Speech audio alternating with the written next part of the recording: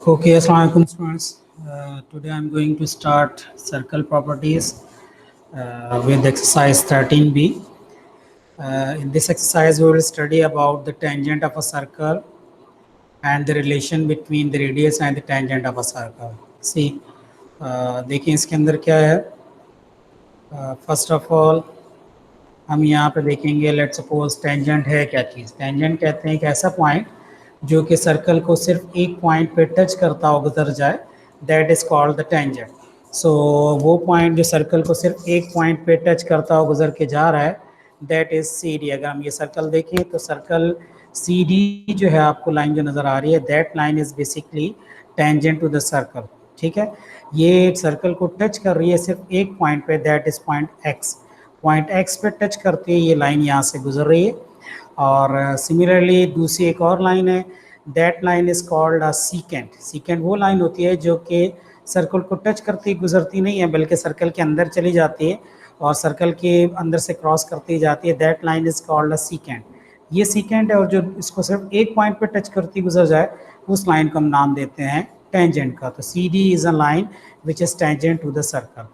ना अब जो हमारे पास प्रॉपर्टी है, इस प्रॉपर्टी को हम देखेंगे कि हमें अच्छी तरह से पता है कि सर्कल का रेडियस जो है, यहाँ पर अगर हम इसी एग्जांपल की बात करें 13.5 में, तो सर्कल का रेडियस है ओ एक्स. जिस पॉइंट पे टेंजेंट ने सर्कल को टच किया है, उस पॉइंट से अगर हम सर्कल के सेंटर तक चले जाएं, जिस पॉइंट पे टेंजेंट ने सर्कल को टच किया, दैट पॉइंट इज एक्स. जहाँ पे टेंजेंट ने सर्कल को टच किया, उस पॉइंट से अगर मैं एक रेडियस ड्रॉ करूँगा, तो ये रेडियस सर्कल को पॉइंट ओ पे जाके टच करेगा. जैसे इसको पॉइंट ओ पे टच करेगा, so that point is called basically the radius. ठीक है, तो ये सर्कल का रेडियस है. तो यहाँ पे जो सर्कल का रेडियस है, इस पॉइंट पे रेडियस और टेंजेंट दोनों पॉइंट आपस में एक दूसरे के ऊपर क्या है, परपेंडिकुलर है. So radius and tangent they both are perpendicular at this point. ये एक प्रॉपर्टी है. ये प्रॉपर्टी नंबर नेक्स्ट है जो इस एक्सरसाइज के अंदर हमने प्रैक्टिस करनी है, कि टेंजेंट और रेडियस दोनों एक दूसरे के ऊपर परपेंडिकुलर होते हैं उस पॉइंट पे जहाँ पे टेंजेंट ने सर्कल को टच किया है. राइट, यहाँ तक पॉइंट आपको समझ में आ गया होगा. सो इसी के अंदर अगर हम आगे फर्दर इसकी डिटेल देखें, तो फर्दर डिटेल भी मैं आपको बता रहा हूँ. लेट्स सपोज ये एक एग्जांपल है मेरे पास. देखें यहाँ पर अगर इसको हम देखें, तो इस जगह पर क्या है, यहाँ पर भी सेम यही चीज़ है कि बेसिकली ये एक एग्जांपल है. इसके अंदर क्या है कि आपके पास लेट सपोज कि हम ये देखते हैं कि एक एक्सटर्नल पॉइंट है P. इस एक्सटर्नल पॉइंट P से दो टेंजेंट्स हैं. एक टेंजेंट है PA और दूसरा टेंजेंट है PB. राइट, ये दोनों टेंजेंट सर्कल के ऊपर हैं. सो इसको अगर हम बात करें, तो एक्सटर्नल पॉइंट P से दो टेंजेंट आ रहे हैं. दोनों टेंजेंट सर्कल को टच कर रहे हैं. एक टच कर रहा है पॉइंट A पे और दूसरा टच कर रहा है पॉइंट B पे. तो ये दोनों टेंजेंट जो है सर्कल को A और B पे टच कर रहे हैं. अगर इन दोनों पॉइंट से अगर आप रेडियस ड्रॉ करें, पॉइंट A से भी एक रेडियस ड्रॉ करें जो कि सर्कल के सेंटर O तक आ रहा है, और पॉइंट B से भी एक रेडियस ड्रॉ करें जो कि सर्कल के सेंटर O तक जा रहा है, तो ये हमारे पास रेडियस कहलाएंगे. ठीक है, सो OA is a radius and OB is also a radius. ठीक है, सो अब ये रेडियस और ये टेंजेंट यहाँ पर इस पॉइंट OA पे यहाँ पे 90 डिग्री एंगल बन रहा है, जो कि यहाँ पे बना हुआ है. ठीक है, तो ये 90 डिग्री एंगल एक ऑलरेडी बना हुआ है यहाँ पर, जो मैंने आपको बना के दिखा दिया. एग्जाम में ये गिवन नहीं होगा, आपको खुद को पता होना चाहिए कि अगर ये रेडियस है और ये टेंजेंट है, तो ये डायग्राम में इस जगह पर 90 डिग्री एंगल बनेगा. तो ये 90 डिग्री एंगल मैंने बना दिया है, तो ये 90 डिग्री एंगल बनेगा यहाँ पर. सिमिलरली इस जगह पर भी OB रेडियस है, तो OB अगर रेडियस है और BP टेंजेंट है इसके ऊपर, तो इस पॉइंट पे भी 90 डिग्री बनेगा. इस प्रॉपर्टी को हम नाम देते हैं radius is perpendicular to the tangent. ठीक है, इस प्रॉपर्टी को हम नाम देंगे radius is perpendicular on the tangent. जब भी आप ये प्रॉपर्टी अप्लाई करेंगे, तो ये आप वहाँ पे लिख देंगे radius is perpendicular to the tangent. एक बात तो ये है यहाँ पर. दूसरी बात यह है कि अगर इसी पॉइंट एक्सटर्नल पॉइंट P से मैं एक डॉटेड लाइन ड्रॉ करता हूँ जो कि सर्कल के सेंटर तक जा रही है. ठीक है, ये डॉटेड लाइन सर्कल के सेंटर तक जा रही है. अब ये लाइन जो सर्कल के सेंटर तक आ रही है, बेसिकली ये लाइन क्या काम कर रही है, ये दो कॉन्ग्रुएंट ट्राइंगल्स बना रही है. एक कॉन्ग्रुएंट ट्राइंगल ऊपर है और एक कॉन्ग्रुएंट ट्राइंगल नीचे, ठीक है। तो ये दोनों कॉन्ग्रुएंट ट्राइंगल बन जाएंगी। दोनों कॉन्ग्रुएंट ट्राइंगल्स कैसे हैं? दोनों कॉन्ग्रुएंट ट्राइंगल ऐसे हैं कि दोनों की दोनों एक तो राइट एंगल ट्राइंगल्स हैं, ठीक है। एक राइट एंगल ट्राइंगल ऊपर है और एक राइट एंगल ट्राइंगल नीचे है, because of the presence of these 90 degree angle. एक राइट एंगल है 90 डिग्री पे और दूसरी भी राइट एंगल है 90 डिग्री एट पॉइंट बी, ठीक है। तो दोनों राइट एंगल ट्राइंगल होगी। एक तो ये पॉइंट है। दूसरा ये है कि राइट एंगल ट्राइंगल होने के साथ साथ दोनों के हाइपोटेन्यूज सेम है। यहाँ पे 90 डिग्री के ऑपोजिट साइड है ये OP, ठीक है।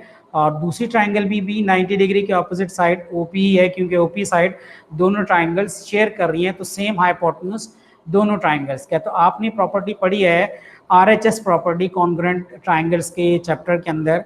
पिछली क्लासेस में आपने पढ़ा है कि कॉन्ग्रुएंट ट्राइंगल्स में एक केस ऑफ कॉन्ग्रुएंसी होता है जिसको हम नाम देते हैं RHS प्रॉपर्टी, ठीक है। RHS प्रॉपर्टी में R होता है right angle, H stand for the hypotenuse कि अगर कहीं पर भी दो ट्राइंगल्स हैं दोनों राइट एंगल हैं तो एक पॉइंट उसका वैलिड हो गया, दोनों राइट एंगल है। सेकंड है कि अगर दोनों के हाइपोटेन्यूज सेम है, तो यहाँ पे हम ये देख रहे हैं कि दोनों के हाइपोटेन्यूज भी सेम है। थर्ड है कि इसके अंदर दोनों के हाइपोटेन्यूज सेम होने के साथ साथ एक साइड और भी उनकी कोई सेम होनी चाहिए। तो एक साइड जो दूसरी उनकी सेम है वो OA है, तो OA इस ट्राइंगल के अंदर और OB इस ट्राइंगल के अंदर भी सेम है। तो रेडियस दोनों ट्राइंगल्स के सेम है। यहाँ पर OA में रेडियस ये भी सेम है और OB रेडियस ये भी सेम है। क्यों सेम है? क्योंकि एक सर्कल के अंदर दो रेडियस नहीं हो सकते। एक सर्कल के अंदर एक ही रेडियस होता है, उसकी लेंथ कहीं पर भी आप रेडियस ड्रॉ कर लें कि सर्कल के अंदर की उसकी लेंथ सेम होगी। तो जो रेडियस OA है वही रेडियस OB है, दोनों की सेम डायमेंशंस हैं तो सेम साइड्स हैं। तो इस तरह ये RHS प्रॉपर्टी अप्लाई हो रही है कि राइट एंगल भी है, हाइपोटेन्यूज भी सेम है और एक साइड भी दोनों ट्राइंगल्स की सेम है। सो दिस वाई मीन्स कि ये दोनों राइट एंगल ट्राइंगल्स हैं और दोनों राइट एंगल ट्राइंगल आपके पास बिल्कुल एग्जैक्टली इक्वल है, ठीक है जी। अब अगर ये दोनों कॉन्ग्रुएंट हैं, इसका मतलब ये है कि जो साइड्स आपको गिवन नहीं है वो भी हमारे पास अंडरस्टूड हो गया कि सेम है। फॉर एग्जांपल यहाँ पे ये ग्रीन एंगल है, एंगल AOP, ठीक है, which is mention by green. So ये एंगल AOP इक्वल है एंगल BOP के, इस येलो एंगल की इक्वल है।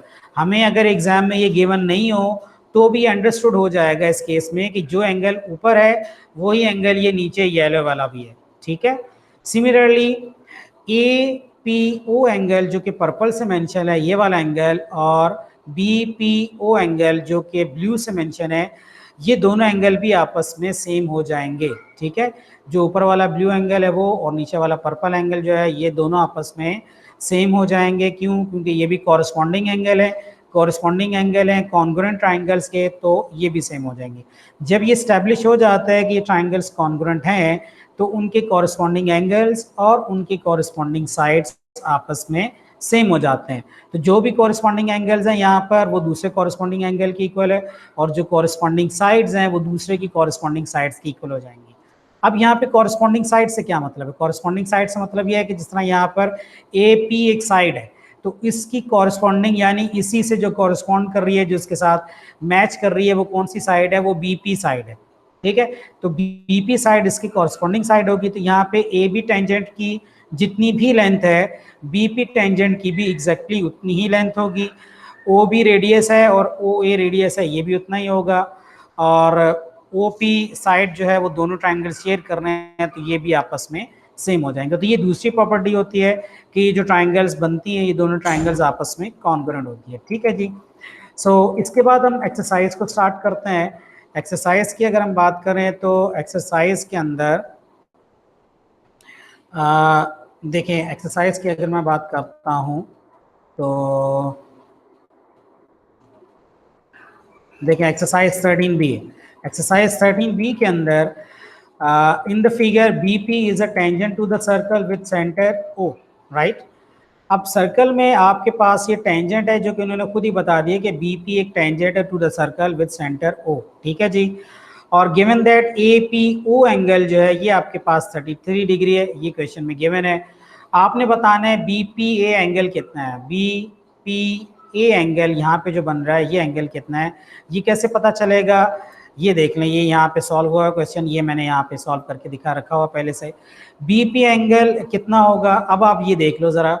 सबसे पहला पॉइंट ये है कि बीपी अगर टेंजेंट है यहाँ पर, अगर बीपी टेंजेंट है तो इस टेंजेंट पे जो चीज़ रेडियस है, अगर पी से मैं एक रेडियस ड्रॉ करूं जो कि क्वेश्चन में ऑलरेडी ड्रॉ है, P O radius already draw है, तो OP और PB ये यहाँ पे परपेंडिकुलर होंगे। तो ये मैंने यहाँ मेंशन कर दिया कि ये यहाँ पर परपेंडिकुलर हैं, ठीक है। अगर यहाँ पे 90 डिग्री आ जाता है तो अब यहाँ पे 90 डिग्री हो गया एक चीज़। अब ज़रा आप राइट, ये ट्राइंगल के अंदर जो सर्कल के अंदर जो ट्राइंगल बनी है उस ट्राइंगल को आप अगर फोकस करें तो एक पॉइंट में, ये बहुत की पॉइंट अभी बता रहा हूँ कि सर्कल के अंदर जो ट्राइंगल्स बनी होती हैं मोस्टली ट्राइंगल्स आइसोसेलेस होती हैं। 100% नहीं है ये, ऐसा नहीं है कि सारी ट्राइंगल को आइसोसेलेस होती हैं, लेकिन ज़्यादातर ट्राइंगल जो होती हैं वो आइसोसेलेस होती हैं। तो ये माइंड में रखें आप, क्यों आइसोसेलेस होती हैं? क्योंकि दो वहाँ पर सर्कल्स होते हैं, उन सर्कल्स की वजह से वो दो आइसोसेलेस ट्राइंगल होती हैं। सर्कल के अंदर दो रेडियस होती हैं, सॉरी, तो उन रेडियस की वजह से, इन दो रेडियाई की वजह से वो आइसोसेलेस ट्राइंगल होती है। मसलन OP और OA ये दो रेडियाई हैं और इन दोनों रेडियसेस की वजह से यहाँ पे ये आइसोसेलेस ट्राइंगल है।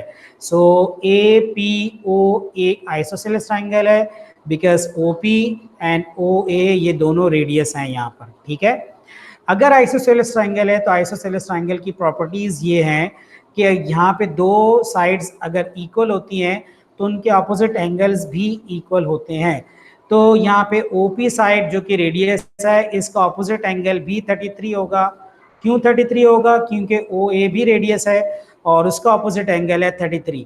तो अगर इसका ऑपोजिट एंगल 33 है तो यहाँ पर भी ऑपोजिट एंगल 33 होगा, क्योंकि इनके ऑपोजिट साइड्स इक्वल हैं, ठीक है। तो OP और OA साइड इक्वल है तो इनके ऑपोजिट एंगल्स, OA का ऑपोजिट एंगल 33 और OP का ऑपोजिट एंगल भी 33 हो जाएगा, ठीक है। सो ये 33, ये भी 33, तो ये जो एंगल है यहाँ पर एंगल AOP, ये एंगल कितना होगा? ये एंगल हो जाएगा आपके पास एंगल 114 डिग्री, क्योंकि ट्राइंगल के अंदर टोटल एंगल होता है 180, तो 180 में से 33 और ये 33 माइनस कर दें तो ये एंगल जो बनेगा वो बनेगा 114, ठीक है। 44 नहीं, 114 एंगल बनेगा। और इसके साथ ये एडजेसेंट एंगल जो इनसाइड बन रहा है, ये एंगल कितना होगा? डेफिनेटली ये सप्लीमेंट्री होते हैं, तो 180 में से आप इन दोनों को सब्ट्रैक्ट कर देंगे, तो 180 में से जब आप 114 को सब्ट्रैक्ट कर देंगे तो ये बन जाएगा 66 डिग्री, ठीक है।